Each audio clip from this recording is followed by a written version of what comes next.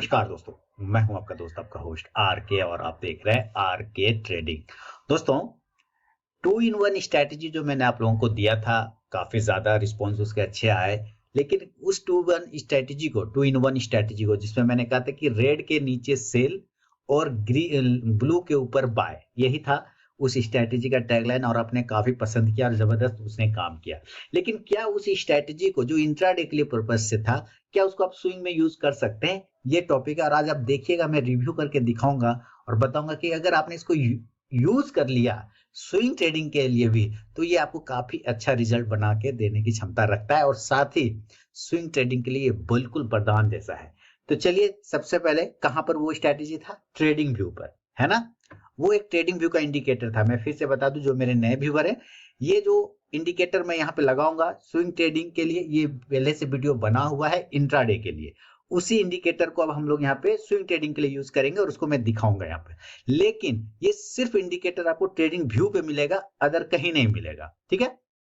चाहे आपने उसको अपना टर्मिनल में, अगर आप उसको इनबिल्ट भी कर रखे हैं ट्रेडिंग व्यू को, तो भी आपको यहाँ पर आना होगा इसका फ्री वाला वर्जन में। ये फ्री वाले वर्जन में अवेलेबल है। इंडिकेटर वाले सेक्शन में जाइए, और यहाँ पे आपको पता है क्या लिखना है, तो आपको पता चल जाएगा कि भाई हमने यहाँ पे लिखवाया था आप लोगों से कि लिखना है स्विंग हाई।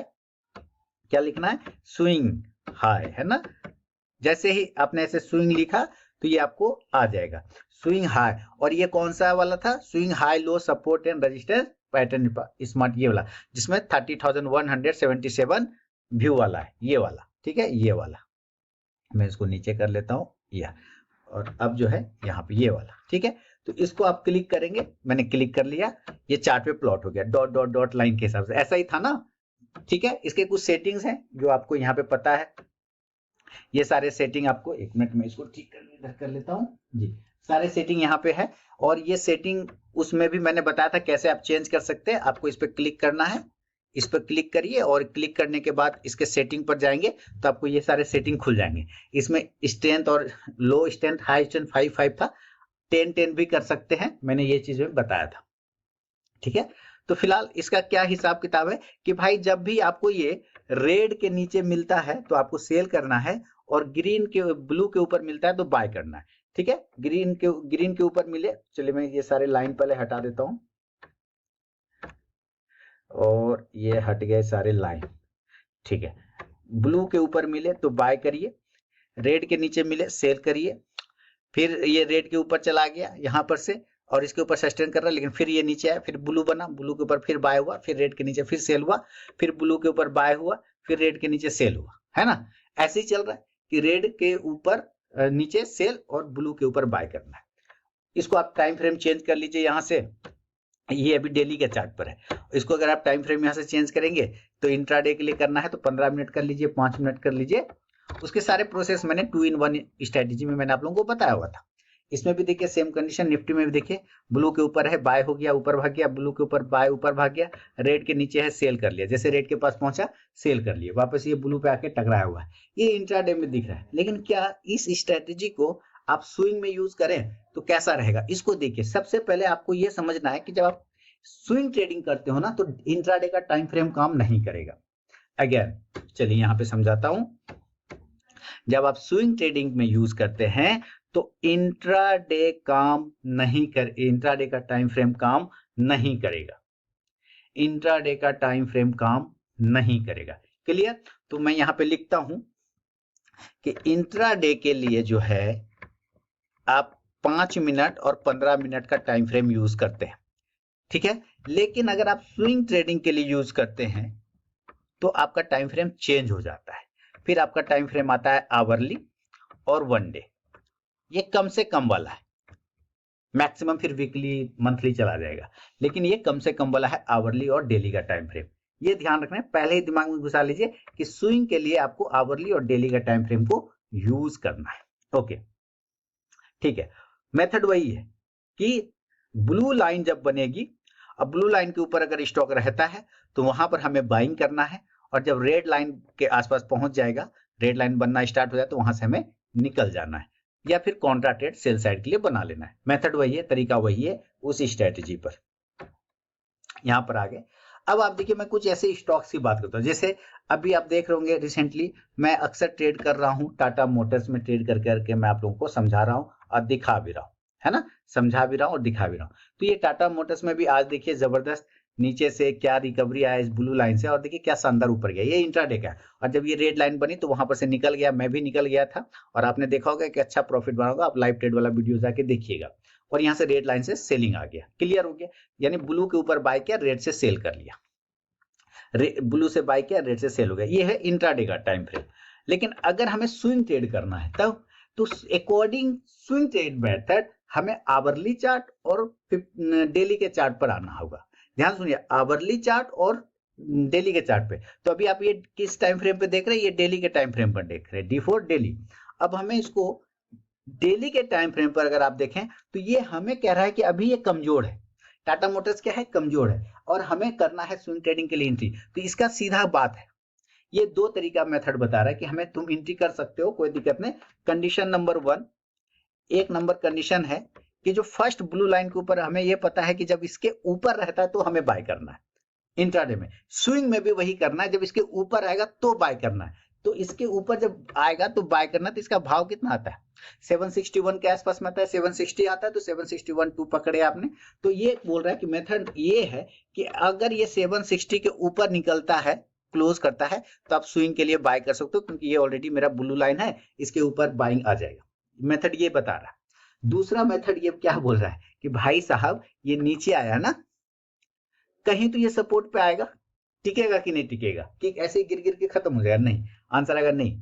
इसका मतलब क्या है कि इस ब्लू लाइन को जब इसने तोड़ा, यानी ये ब्लू लाइन से जब ये बाउंस करता है, ये ब्लू लाइन को तोड़ गया, तो ये ब्लू लाइन क्या था, सपोर्ट था, सपोर्ट तोड़ के ये नीचे आ गया। तो अब ये चूंकि अब लोग कहेंगे कि अच्छा यहाँ से बाय करना था, तो फिर यहाँ से भी तो बाय करना था। भाई साहब एक बार यहाँ से एंट्री तो करवाया, इसने प्रॉफिट बना दिया, दूसरा बार इस सपोर्ट को तोड़ दिया। स्टॉप लॉस यही ब्लू लाइन होता है उसके नीचे, अगर जैसे वो टूटा तो खत्म हो जाता है। तो अब ये कह रहा है कि ये वाला तो टूट गया, तो ये नीचे चला गया। जब ये नीचे जा रहा है तो फिर ये कहीं ना कहीं पर ऐसा जगह पर जब ये ब्लू लाइन बनाएगा, क्या बनाएगा, ब्लू डॉट बनाएगा। कैसा डॉट बनाएगा, ब्लू कलर का डॉट बनाएगा।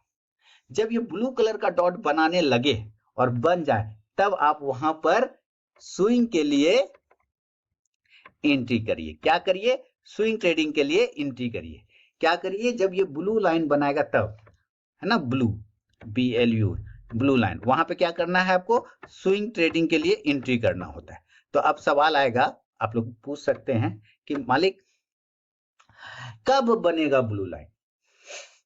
सवाल तो यही कि कब बनेगा ब्लू लाइन, नहीं। यही चीज मगर कोई ये बोल दे, मैं आपको फिर से हाथ जोड़ के बोल रहा हूं कि वो मार्केट को टाइम कर सकता है, किसी को इतना नॉलेज है कि वो मार्केट को टाइम कर सकता है कि इतने दिन में मार्केट चलेगा, इतना दिन में नहीं चलेगा, दिन के 2 बजे चलेगा, 1 बजे चलेगा, 12 बजे नहीं चलेगा, 2 महीने बाद चलेगा। तो भाई साहब वो भगवान है, पहली बात, और नहीं तो फिर वो झूठ बोल रहा है। सीधी सी बात, मार्केट को कोई टाइम नहीं कर सकता है। तो क्या कर सकता है, मार्केट को टाइम नहीं कर सकता, फिर क्या कर सकता है, वॉच कर सकता है, रडार पर रख सकता है, ये कर सकता है, वॉच कर सकता है, रडार पर रख सकता है। यानी इस स्टॉक को हम वॉच करेंगे और रडार पर रखेंगे, इसको डेली आके देखेंगे कि क्या ये है, इसके नीचे कोई ब्लू लाइन बनना स्टार्ट हुआ है या नहीं हुआ है, इसके नीचे ब्लू लाइन बनना स्टार्ट हुआ है कि नहीं हुआ। जैसे ही ब्लू लाइन बनना स्टार्ट होगा, हमारा एंट्री बन जाएगा, माने ब्लू लाइन बन के रुक जाएगा, तो अगले दिन आप एंट्री उसमें बनाएंगे, और बनाएंगे तो फिर वो तब तक हम स्विंग ट्रेडिंग में बैठे रहेंगे जब तक वापस से कोई फिर रेड लाइन ना बन जाए। और रेड लाइन जैसे बनेगा हम एग्जिट कर जाएंगे, ठीक है, क्योंकि यहाँ से देखिए ब्लू लाइन से ऊपर गया, यहाँ पे एग्जिट हो गया। तो लगभग आप समझिए 740-50 पर एंट्री करवाया, और ये 800-810 पर एग्जिट करवा दिया। तो यहाँ से 60-70 पॉइंट बन गया, तो क्या दिक्कत है स्विंग ट्रेडिंग में, है ना, आपको आराम से प्रॉफिट बन गया। इसी तरह मान लेते हैं कोई स्टॉक, और कोई स्टॉक देखिए, ये है आपका TCS, ठीक है। अभी देखिए रिसेंटली गिर ही तो रहा था, गिरते गिरते फिर यहाँ से देखिए ब्लू लाइन जब बना तो देखिए कैसे ये भागा। यहाँ भी अगर किसी ने एंट्री किया होगा तो अच्छा प्रॉफिट बना, यहाँ से भी एंट्री किया तो अच्छा प्रॉफिट बना। अभी ये एंट्री नहीं दे रहा है, जब ब्लू लाइन फिर बन जाएगा, ब्लू लाइन पर होल्ड हो जाएगा, तब फिर एंट्री बनेगा। इसी तरह आप वैसे ही स्टॉक्स को ढूंढिए जो एक तो ओवरसोल्ड है, और दूसरा जो गिरता हुआ चला रहा है। जैसे ये देखिए सिप्ला, मैं यहाँ से भी सारे लाइन हटाता हूँ। सिप्ला देखिए, सिप्ला एक्चुअली स्विंग ट्रेडिंग में है, Cipla actually swing trading stocks में है। मैं रिकमेंड नहीं कर रहा हूं, मैं बस इस इंडिकेटर के माध्यम से दिखा रहा हूं कि सिप्ला पर ब्लू से ऊपर गया, ब्लू से ऊपर गया, फिर ये देखिए ब्लू से ऊपर गया, और अभी भी ये ब्लू रेड को टच नहीं किया है, तो इसका मतलब अभी भी पोटेंशियल है इसमें। अकॉर्डिंग दिस अभी भी पोटेंशियल है। इसी तरह मान लेते हैं जैसे कि ये स्टॉक यहाँ पर क्या था, टाटा कंज्यूमर, है ना, टाटा कंज्यूमर नाम का एक स्टॉक था, सॉरी, टाटा कंज्यूमर आ गया होगा, टाटा कंज्यूमर आया। टाटा कंज्यूमर क्या है, ब्लू लाइन बन गया ना, बना है ब्लू लाइन, आंसर यस और नो, रेड से गिर के ब्लू पे आया, यहाँ पे ब्लू लाइन बन गया है ना, आंसर क्या आ रहा है, यस। तो क्या ये स्विंग ट्रेडिंग का स्टॉक बन सकता है, तो आंसर आएगा बड़ा वाला, यस, ये स्विंग ट्रेडिंग का स्टॉक है। तो कहिएगा फिर टारगेट कहाँ होगा, टारगेट तब तक जब तक कि रेड लाइन या तो इस रेड लाइन पर ये चल के आ जाए, पहुंच जाए तो मैं निकल, या इसके बीच में भी कोई अगर रेड लाइन बनेगा तो हम वहां पर निकल जाएंगे। बात समझ में आ रही है, एंट्री तो बन गई, एंट्री तो बन गई। अब जब ये ब्रेक करेगा, ये टच करेगा, इस लाइन को टच करेगा, रेड वाला को, इस वाले को, तब हम निकलेंगे, और नहीं तो या तो बीच में ही कहीं पर रेड लाइन बना दे तो हम निकल जाएंगे। मान लीजिए ऐसा होगा कि हम नहीं देख पाए, एक एग्जांपल, और ये ऊपर ऊपर ऐसे चला गया, इस रेड लाइन को भी ब्रेक कर गया। अगर ये रेड लाइन, तो रेड लाइन से टकरा के गिरता है ये तो पता है, लेकिन ब्रेक कर गया, तो ये रेड लाइन है रेजिस्टेंस, जैसे ये ब्लू लाइन सपोर्ट है, तोड़ के नीचे आता है तो तेजी से गिरता है, तो जब ये रेड लाइन को तोड़ेगा तो रेजिस्टेंस तोड़ेगा, तो ये नेक्स्ट रेजिस्टेंस जो नेक्स्ट वाला रेड लाइन है ना, यहाँ जाने की कोशिश करेगा, यानी कि इस तरह से एक राउंडिंग बॉटम बना लेगा। इसका मतलब क्या है कि इसमें फिर बड़ा पोटेंशियल है, बड़ा टारगेट का उम्मीद हम कर सकते हैं। स्विंग ट्रेडिंग के लिए ये स्टॉक बिल्कुल फिट बैठ रहा है, टाटा कंज्यूमर। कौन सा स्टॉक, टाटा कंज्यूमर। उस वीडियो को मैं इन स्क्रीन में लिंक डाल दूंगा, 2-in-1 वाली स्ट्रेटेजी वाली, जिसके बेस पर ये वीडियो मैं बना रहा हूं, आप लोग जरूर उस वीडियो को भी देखिएगा। चलिए आगे बढ़ते हैं, और भी कुछ स्टॉक देखिए। रिलायंस काफी पिटा हुआ है, रिलायंस ऑलरेडी ब्लू पर आया हुआ है, बना हुआ है, संभावना है।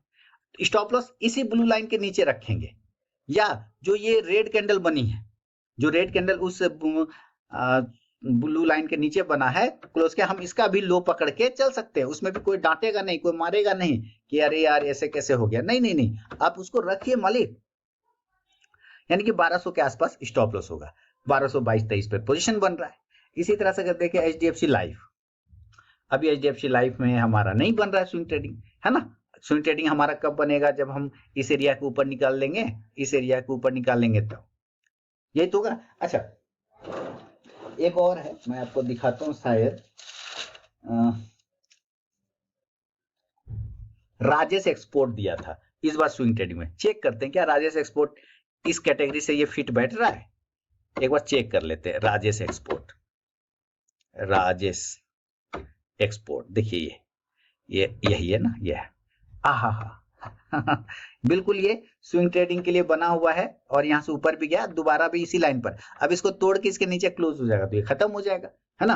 एंट्री तो हमारी बनेगी 240 के ऊपर, मैंने जो सप्ताह का स्वेयर दिया है स्विंग कॉल्स में 240 के ऊपर बनेगा। कोई रिस्की ट्रेडर है तो यहाँ पे भी मार सकता है इसको देख के, लेकिन यहाँ पे थोड़ा रिस्क इसलिए है क्योंकि ये सपोर्ट पर, सपोर्ट तोड़ के नीचे आएगा तो गिर जाएगा, इसलिए ये ध्यान रखना है। तो आप इस स्विंग हाई और लो वाला जो है इंडिकेटर, जो सिर्फ ट्रेडिंग व्यू पे अवेलेबल है, आप इसको यूज कर सकते हैं स्विंग ट्रेडिंग के लिए भी, इंट्राडे के लिए भी। इंट्राडे के लिए मैंने वीडियो ऑलरेडी बना दिया था, देखिए यहाँ पे अडानी पोर्ट जब गिरा था तो ये ब्लू लाइन बना लिया था उसी दिन, उसके बाद किसी ने एंट्री अगर बनाया होगा तो सीधा देखिए 1050 से अगर करे तो सीधे 1263 यानी 1260, लगभग 200 पॉइंट आपको मिल गया।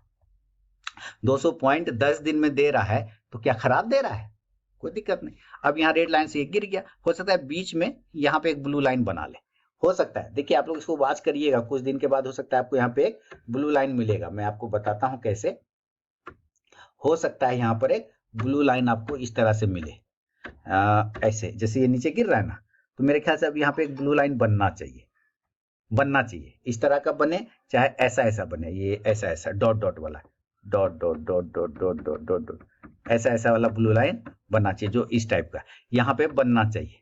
अगर यहाँ पे बनता है तो यहाँ से भी बन सकता है स्विंग को, उसमें भी कोई दिक्कत नहीं है। तो आप उस इंडिकेटर को जरूर देखिए और इसके बारे में भी जरूर चेक करिए। अच्छा आवरली चार्ट की भी बात किया था, चलिए आवरली पे शिफ्ट कर जाते हैं।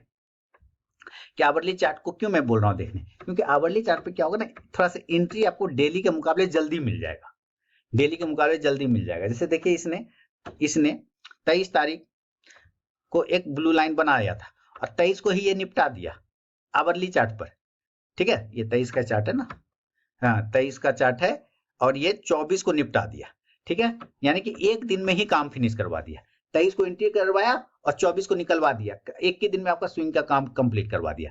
तो 1180-85 पर हुआ और लगभग लगभग 1200 पे निकाल दिया, तो चलिए हो गया, हमारा कोई दिक्कत नहीं। इसी तरह अगर आप अभी मैंने क्या बोला, टाटा मोटर्स ना, हम लोग टाटा मोटर्स को देख रहे थे। टाटा मोटर्स में देखिए छोटे टाइम समय के लिए लिया होगा किसी ने, तो उसका काम हो गया है ना, और बड़े समय के लिए और लेना है तो डेली के चार्ट पर शिफ्ट हो जाएंगे। यानी अलग टाइम फ्रेम अलग अलग चीज के लिए। आपको आवर वीकली पर लेगा तो उसको और ज्यादा स्ट्रेंथ मिलेगा, और ज्यादा ताकत मिलेगा। मंथली पर लेगा तो और ज्यादा उसको ताकत मिलेगा। तो जब भी बड़ा टाइम फ्रेम होता है ना, तो उसका स्ट्रेंथ भी बड़ा होता है ना। ऑलवेज बिग टाइम फ्रेम जो है, बड़ा टाइम फ्रेम अपने साथ स्ट्रेंथ लेके आता है, ताकत।